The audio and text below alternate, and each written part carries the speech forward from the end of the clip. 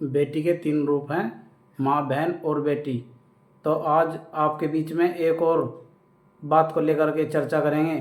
तो इस बात को शुरू करने से पहले तो मैं आप लोगों से यही कहना चाहूँगा कि वे इस वीडियो को शुरू होने से पहले अंत तक ज़रूर देखें। तो आज मैं आपके बीच में एक बात यही कहना चाहता हूँ कि सरकार जो चला रही है अभियान बेटी बचाओ बेटी पढ़ाओ, लेकिन हम सही मायने में उस सरकार के चलाए हुए जो अभियान है बेटी बचाओ बेटी पढ़ाओ पर हम कहाँ तक पहुँचे हैं। आप और हमने इस चीज़ पर विचार किया, क्योंकि बेटी एक जगत जननी है जो कि इस संपूर्ण विश्व को एक अपने आंचल में सुलझे हुए है।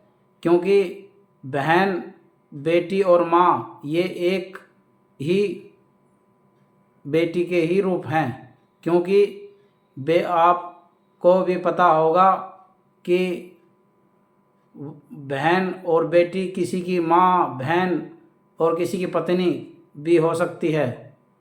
क्योंकि आए दिन हम देखते हैं कि बेटी होने पर उसे घर से बाहर निकाल दिया जाता है। क्योंकि मैं भी काफ़ी समय से अखबार पढ़ता हूँ, न्यूज़पेपर भी, और टीवी में भी मैंने काफ़ी ये सुना है। और मैंने समाज के अंदर ये भी देखा है कि बेटी होने पर उसके जो हमें उसे अधिकार देने चाहिए वो हम उसे नहीं दे पाते। क्योंकि लड़का होने पर उसके नाम पर काफ़ी तरह का खर्च हम करते हैं, लेकिन बेटी होने पर हम कुछ नहीं उसके लिए कर पाते। क्योंकि आज भी समाज के अंदर वही सोच है जो पहले से ही चली आ रही है। क्योंकि हमारी जो विचारधारा है वो अभी सुधर नहीं पाई। क्योंकि सरकार जो नियम चलाती है वो अपने संपूर्ण देशवासियों के लिए ही चलाती है। यदि हर आदमी उस बात को समझे और उस पर ध्यान दे तो वो ज़रूर आगे बढ़ेगी। क्योंकि आए दिन यही घटना बढ़ती जा रही है कि लिंग जांच कराई जाने के बाद में बेटी को गर्भ में ही मार दिया जाता है। मैं उन तमाम लोगों से यही पूछना चाहता हूँ कि जिस गर्भ को आपने जांच करा करके उस बेटी की हत्या की, क्या आप उस माँ के पेट से पैदा नहीं हुए? क्या आपकी जो माँ थी, क्या उन्हें भी ऐसी ही करना ज़रूरी था? क्योंकि विचारधारा से ही इस संसार को और बुद्धिजीवी लोगों ने आगे बढ़ाया। क्योंकि आज भी बेटी को मान सम्मान नहीं मिल पाता। क्योंकि विचारधारा शुरू से ही ऐसी बनी हुई है जिसे हम शिक्षा के द्वारा ही बदल सकते हैं, जो कि सरकार चला रही है बेटी पढ़ाओ। क्योंकि सरकार के कहने से और करने से काम नहीं चलेगा। क्योंकि हम अपने आप ही इस चीज़ का बीड़ा उठाएं कि हम गर्भ में पल रही बच्ची को नहीं तो जांच कराएंगे और नहीं मारेंगे। क्योंकि यदि जांच कराने के बाद आप इस निर्णय को लें और आप ज़रा ये सोच करके ध्यान दीजिएगा कि यदि तुम्हारी माँ ना होती अतो हम ना होते, और हम ना होंगे अतो ये जहान ना होगा। क्योंकि माँ ही बच्चे को अच्छी परवरिश, अच्छे ज्ञान और देश के लिए भी काफ़ी कुछ अपना योगदान देती है। एक माँ ही वो चीज़ है जो हमें आगे बढ़ने का हौसला बढ़ाती है। यदि मैं कहूँ तो मैं भी किसी का बेटा हूँ। मेरी माँ किसी की बेटी थी, किसी की पत्नी थी। यदि मेरी माँ नहीं होती तो आप लोगों के बीच में मैं ये शब्द नहीं बोल पाता, क्योंकि बहुत महापुरुष पैदा हुए। यदि इसी स्थिति से चलता रहा तो वो दिन दूर नहीं कि सिर्फ इस समाज से बेटियों का बिल्कुल सफाया हो जाएगा। क्योंकि 2011 की जनगणना के अनुसार 1000 पुरुषों पर 934 महिलाएं थीं।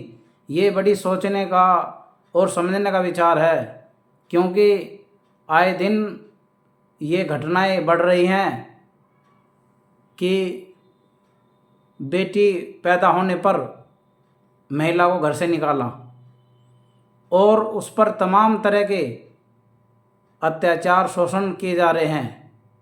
मैं उस व्यक्ति से यही कहना चाहता हूँ और उस भारतीय से जो इन बेटी के पैदा होने पर आपत्ति करते हैं, उन लोगों को ये नहीं पता यदि आपकी माँ नहीं होती तो आप नहीं होते। क्योंकि इस माँ ने बड़े बड़े महापुरुषों को जन्म दिया और वो भी किसी की बेटी थी। क्योंकि बेटी होना पाप नहीं है।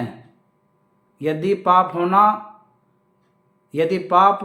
होता तो ये इतना बड़ा विश्व नहीं होता।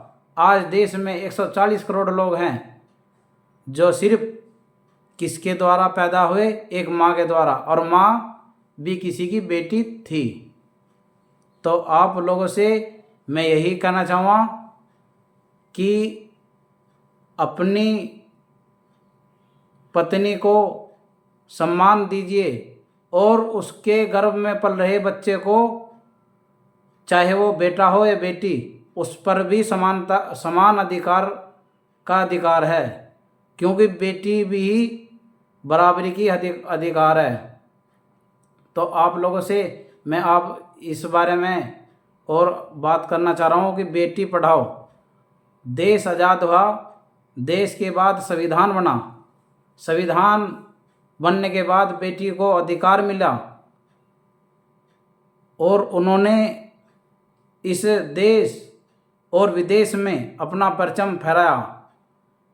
यदि आप लोगों को यही दिखाना चाहता हूँ,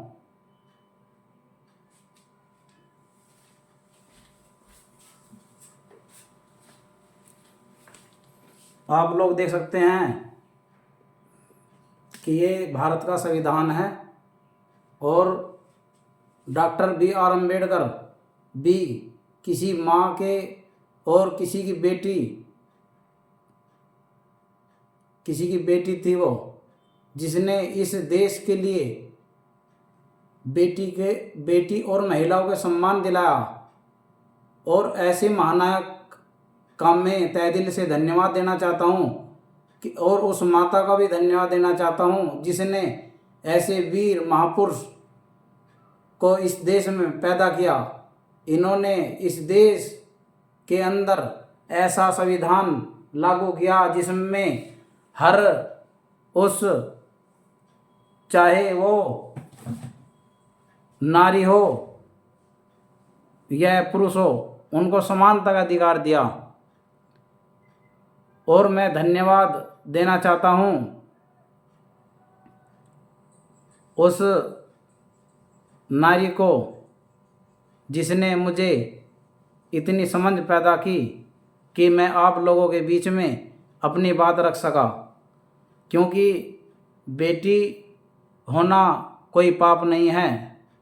अगर आप लोगों को यही लगता है कि बेटी होना पाप है तो ये बहुत गलत है। क्योंकि बेटी नहीं होंगी तो ये विश्व और देश ना होंगे और ये समाज ना होगा। क्योंकि समाज ही महिलाओं से ही हुआ है, क्योंकि जितनी 140 करोड़ देशवासी इस देश में हैं वो सब एक महिला से ही बड़े हैं। यदि महिलाएं नहीं होती और इस देश में ना ही ये आबादी बढ़ पाती, क्योंकि बेटी होना भी कोई पाप नहीं है। बेटी इस देश में आज अपना योगदान दे रही हैं, क्योंकि देश के संविधान ने उन्हें अधिकार दिया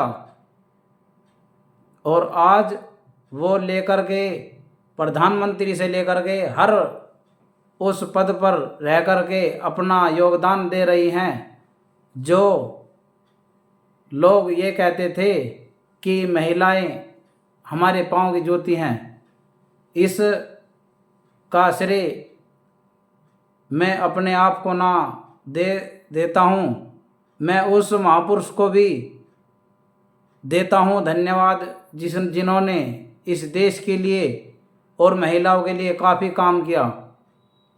क्योंकि मैं सिर्फ आपके सामने विचार ही रख सकता हूँ, क्योंकि विचारधारा ही देश को आगे बढ़ा सकती हैं और पढ़ी लिखी बेटियां ही इस देश के लिए बहुत कुछ योगदान देंगी और देंगी भी, क्योंकि बेटी जो हैं पढ़ी लिखी होंगी तो समाज की सोच भी बदलेगी। तो आप लोगों से मैं यही कहना चाहूँगा कि बेटी बचाओ बेटी पढ़ाओ। यदि वीडियो अच्छी लगे तो इसे लाइक सब्सक्राइब शेयर ज़रूर कीजिएगा। यदि हम किसी को जीवन दे नहीं सकते तो जीवन ले भी नहीं सकते।